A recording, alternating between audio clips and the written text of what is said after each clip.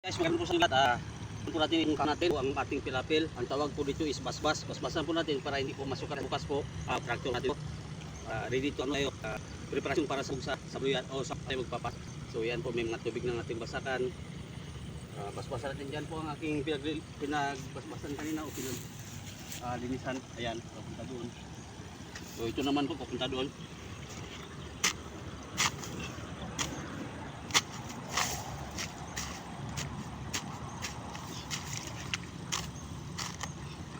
Medyo mahirap lang po kasi ang daming langgam, lalo na't maraming tubig. Ang langgam po ay umakyat dito sa may kahon, kaya dapat may nakaboots ka po. 1 minute lang naka.